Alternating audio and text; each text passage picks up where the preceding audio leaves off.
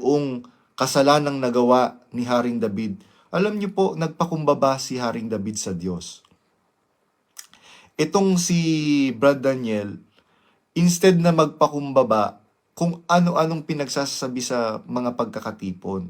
Kaya hindi po kayo sasamahan ng Diyos. Brad Daniel, maniwala po kayo sa akin. Kaya tignan po ninyo yung mukha ngayon ni Brad Rodel Mangiliman. Hindi na po siya, he's not delighted anymore. Tinuruan po kami ni Brad Eli na to discern spirit. Kaya pati yung mga kapatid, inahype na lang po yung bakit hindi ba nila narinig na po namin lahat 'yon kay Brad Eli.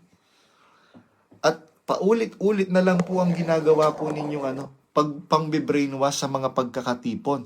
Pag-ibig yung tinuturo, pero sa likod po nun hindi pag-ibig katunayan hindi pag-ibig. Biruin mo itong si Rhea sa Sondonsilyo, sasabihin niya nandadamay daw ako sa malagim na sasapitin ko. Mas malagim ang sasapitin ninyo, maniwala kayo sa akin. Ngayon pa lang biruin mo, Rhea sa Sondonsilyo, alam mo yon. Kilala mo yung tomboy na kilala ko na may ka-live-in.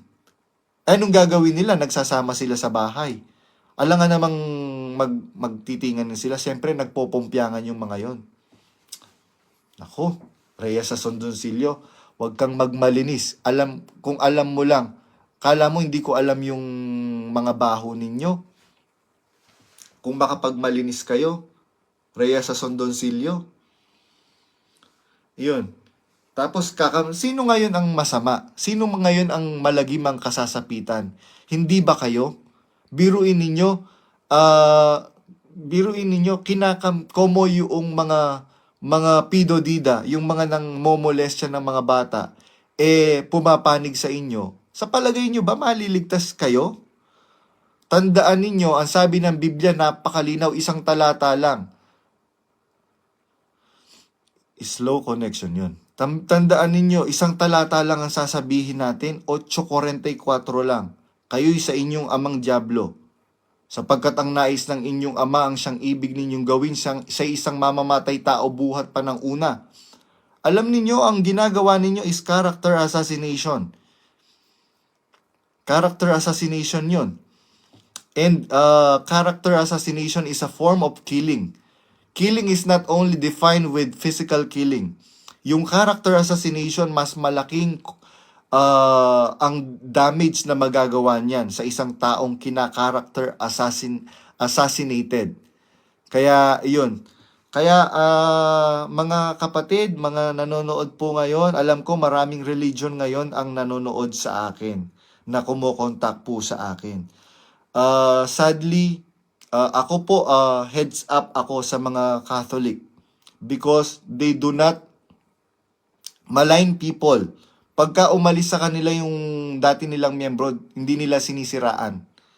Katunayan ako, sa Kristan ako, makakapagpatunay, nakita ko si Irene Ice, kabatch ko po yan sa makakapagpatunay yan na isa akong devout Catholic.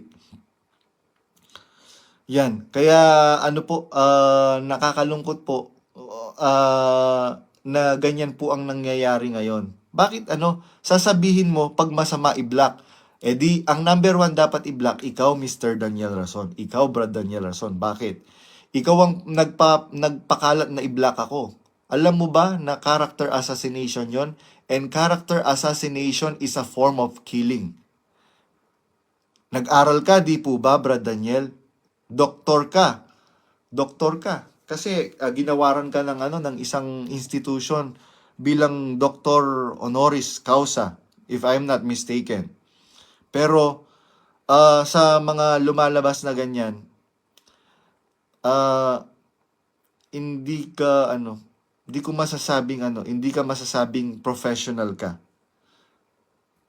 Yun lang ginawa mong na boycott yung TV station, boycott yung isang malaking hotel. Alam mo hindi maganda yun for a religious leader na magpapaboycott ng ganun. Tandaan ninyo, ang sabi ng Panginoong Jesucristo,